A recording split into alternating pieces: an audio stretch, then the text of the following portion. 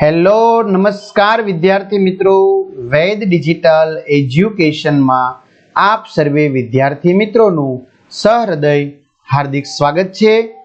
વિદ્યાર્થી મિત્રો, આજે આપણે ધોરણ 3 વિષય ગુજરાતી જેની પ્રશ્ન બેંક તારીખ 10/8/2024 ના રોજ લેવાયેલી છે, જેમાં પાઠ નંબર છે 1 અને 2, એમના ગુણ છે 25, સમય 1 કલાક। તો એનું આપણે સરસ મજાનું સંપૂર્ણ સોલ્યુશન જોવાના છીએ। તો ખાસ ચેનલમાં નવા હોય તો ચેનલ સબસ્ક્રાઇબ કરી બાજુમાં આવેલા બેલ આઇકનને પ્રેસ કરો, જેથી તમને અવનવા વિડીયોની માહિતી નોટિફિકેશન મળે। ઓકે, વિડીયો લાઈક કરો, તમારા મિત્રો દોસ્તોને શેર કરો।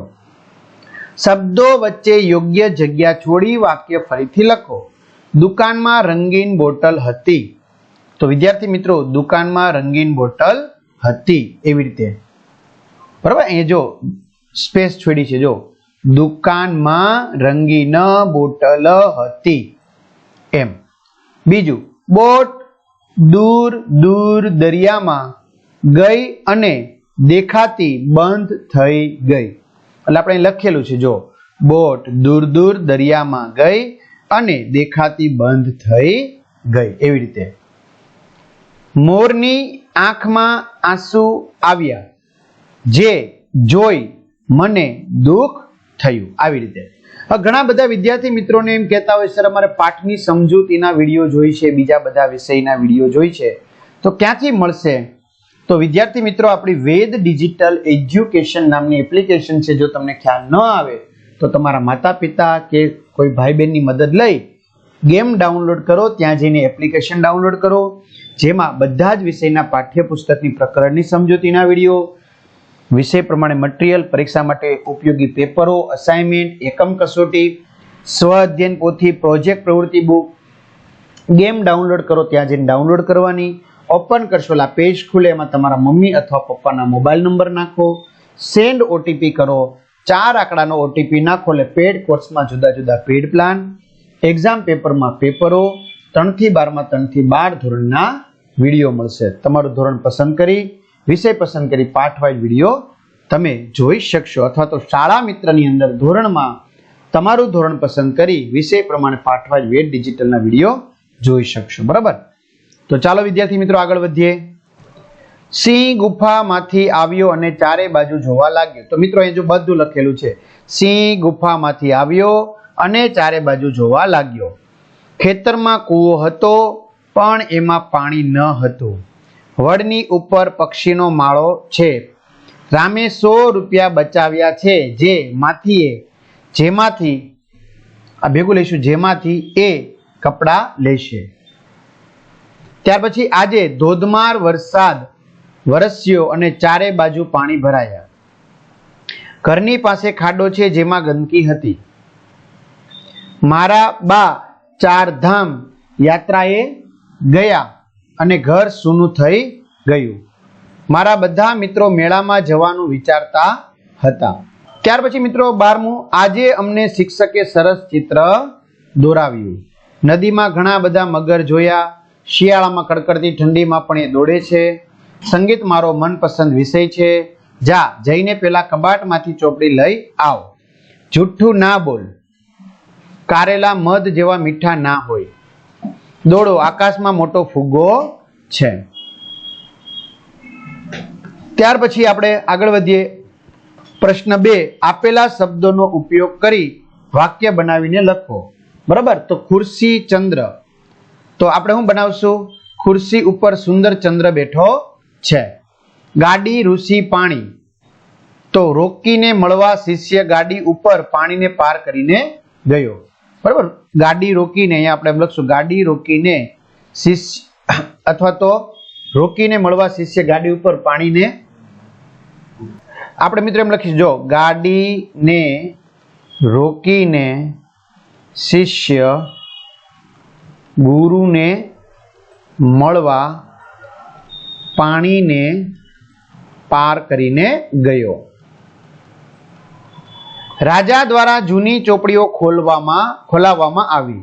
મગરોનું ટોળું શહેર તરફ આવવા લાગ્યું। લીંબુના રસમાં તેલ પડી જતા સ્વાદ બદલાઈ ગયો। યાત્રા દરમિયાન કબૂતરો મંદિરની અંદર આશરો લીધો। ગોવાળ ગમત ખાતર લોકોને ભેગા કરતો હતો. ઘંટી વાગતા બિલાડી કરીને ઝટપટ ભાગી. જંગલના વૃક્ષમાંથી પેન્સિલ બનાવવામાં આવે છે. માણસ આરામ કરવા પર્વત ઉપર બેસવા ગયો. બગલો અને કૂતરો સારા મિત્ર હતા. હાથીભાઈ દરજી પાસે કપડાં સીવડાવવા ગયા. આકાશમાં ધૂળ અને વાદળના ગોટા હતા. વિમાનમાં કાળા રંગની પેટી હતી. ગામના લોકોની ઈચ્છા હતી કે રસ્તા સારા બને. પાટિયા ઉપર રસ્તાનો સુંદર નકશો બનાવ્યો હતો. બરાબર, ત્યાર પછી આપણે આગળ વધીએ. જો આ બધું આવી ગયું, પાટિયો, રસ્તો. પ્રશ્ન 3, વિકલ્પ પસંદ કરીને લખો. સુગ્રીએ વાંદરાભાઈને શા માટે ઘર બનાવવાની સલાહ આપી? તો ખટપટને રહેવા માટે. નીચેનામાંથી કયો શબ્દ અલગ છે વિદ્યાર્થી મિત્રો? આગળ પાછળ. સુગ્રીનું નામ શું હતું? ચટપટ. ટીકુબહેન શાના શોખીન હતા? તો ટીકીબહેન વાંચનના. વાદળા પીળા અને ફીકા કેમ થઈ ગયા હતા? દીવાની જ્યોત મોટી થઈ માટે. વાદળાની જીત થઈ કારણ કે પવનને મદદ માટે બોલાવ્યો. બાળક આંગણામાં જઈને શું કરવા ઈચ્છે છે? તો ફોરાને ખોળામાં લેવા ઈચ્છે છે. અહીં કીડીનો સ્વભાવ કેવો છે? વાતોડિયું, એટલે વાતો કરવાનો. બાળકને પંખીની પાંખ જોઈએ છે કારણ કે ચંદ્ર અને તારાને નજીકથી જોવા માટે. ત્યાર પછી મિત્રો આ પ્રશ્નોના જવાબ આપણે ટૂંક સમયમાં જ મૂકી દઈશું. બરોબર, જે તમને એકદમ ઈઝી છે. બિચારો વાંદરાભાઈને કેમ કહે છે? તો કે એને રહેવા માટે ઘર નથી એટલા માટે. કીડી પોતાના દર ઉપર પીછું શા માટે મૂકે છે? જેથી કરીને દરમાં કોઈ પ્રવેશી ન જાય, કોઈને ખ્યાલ ન આવે. તમને વરસાદની ઋતુમાં વાદળોમાં કેવા કેવા વાદળો દેખાય છે? તો જુદા જુદા રંગ, આકાર, કદના વાદળો દેખાય છે. તમને ચોપડી વાંચવી ગમે છે? કેમ? તો કે મને વાંચવાનો શોખ છે. ગામ લોકો સાથી અચરજ પામ્યા. બરાબર, તો વાદળોના ટોળા ભેગા થયા અને વીજળી થવા લાગી એટલા માટે. ખટખટે ઠંડી ઉડાડવા કરેલો ઉપાય સાચો હતો. શા માટે? તો કે ખોટો. બરાબર, કારણ કે એનાથી આંખ એની બળવા લાગી, ધુમાડો થયો. ટીકુબહેનના મમ્મી પપ્પાને કેમ પુસ્તકો વાંચવા પડે છે? કારણ કે ટીકુબહેનને વાંચવાનો શોખ છે એટલા માટે. ફકરા પરથી પ્રશ્નોના જવાબ આપો. ઝાડ હલતું કેમ લાગે છે? બરાબર, તો એનો જવાબ છે મિત્રો નદીના પાણીમાં પડછાયો પડે છે તેથી. અહીં પીળા ફૂલો કયા વૃક્ષના છે? બાવળ. ત્યાર પછી નદીના પાણી ફૂલોને નચાવતા ક્યાંક દૂર લઈ જાય છે કારણ કે નદીનું પાણી વહેતું હતું એટલે. આપેલ શબ્દમાંથી કયા શબ્દનો ઉલ્લેખ કરવામાં આવેલો નથી? તો ગાવું. નદીના પાણી સાથે કોણ રમત કરે છે? પીળા ફૂલો. ત્યાર પછી વિભાગ બી, પ્રશ્ન વાંચી જવાબ આપો. ફકરાના આધારે કયું નામ વાંદરાનું છે? અંગદ. અંગદે પૂંછડું લાંબુ કર્યું કારણ કે અંગદને રાવણનું માથું દેખાયું નહીં તેથી. અંગદ કેવા આસન ઉપર બેઠો હતો? તો પૂંછડીના ઊંચા આસન પર. રાવણ કેમ શરમાઈ ગયો? બરાબર, તો અંગદની સામે જોવા જતા મુંગટ નીચે પડી ગયા તેથી. ચાલો, કયો વિકલ્પ સાચો નથી એટલે કે ખોટો છે? રાવણ અંગદની સભામાં ગયો હતો એ વિકલ્પ ખોટો છે. આમાંથી જવાબ આપો. ફકરામાં કયા શહેરનું વર્ણન કરવામાં આવેલું છે વિદ્યાર્થી મિત્રો? તો કે સુરત. પિતાએ બાળકોને શહેર વિશેની માહિતી ક્યારે આપી? ટ્રેન સુરતમાં પ્રવેશી એટલે. રેલ માર્ગની આજુબાજુની ઇમારતોની વિશેષતા શી હતી? તો કે મોટી મોટી. ફકરાના આધારે આપેલા વિધાનોમાંથી કયું વિધાન સાચું છે? સુરત ગુજરાતનું બીજા નંબરનું શહેર છે. વિશ્વભરમાં સુરત શા માટે જાણીતું બન્યું છે? હીરા ઉદ્યોગ અને કાપડ ઉદ્યોગ માટે. પ્રશ્ન 5, બરાબર, એક જ સોસાયટીમાં રહેતા મિત્રોનું શાળાએ, બરાબર, તો એના આધારે આ બધું ટાઈમ ટેબલ છે. ચાલો જવાબ આપો. કઈ પ્રવૃત્તિમાં બધા એક સરખો રસ ધરાવે છે? ચિત્ર. નીચેનામાંથી કોને સંગીતમાં બિલકુલ રસ નથી? જીયાન અને હિમાંશુને કયા દિવસે ફુરસદનો સમય મળે છે? બુધવાર. ગુરુવારે નૃત્યની પ્રવૃત્તિ કોણ કોણ સાથે મળીને કરશે? હેરી, જીયાન, રાજેશ. આ બધા બાળકો આ પ્રવૃત્તિ કયા સમયે કરે છે? શાળા સમય પછી. ચાલો, બીજું કેલેન્ડર આપ્યું છે, એના પરથી જવાબ આપવાના છે. ઓક્ટોબર 2024માં છેલ્લો શનિવાર કઈ તારીખે આવે છે? 26 તારીખે. દિવાળીનો તહેવાર કયા દિવસે આવે છે? બરાબર, તો આપણે કહેવાનું છે 5મો ગુરુવાર. ઓક્ટોબર માસમાં કયા મહાન વ્યક્તિઓને આપણે યાદ કરીએ છીએ? બરાબર, તો ગાંધીજી, લાલ બહાદુર શાસ્ત્રી. કયા દિવસે એક પણ તહેવારની ઉજવણી કરી શકાશે નહીં? તો ઉપરના તમામ વારે. આપેલ કેલેન્ડરમાં કયા શબ્દમાં જોડાક્ષરોનો ઉપયોગ થયો નથી? શરદમાં. ચાલો, વિભાગ 3, આનંદ કિરાણા સ્ટોર, એના પરથી કહેવાનું છે. આનંદ કિરાણા સ્ટોર ક્યાં આવેલો છે? તો રમતી શેરી.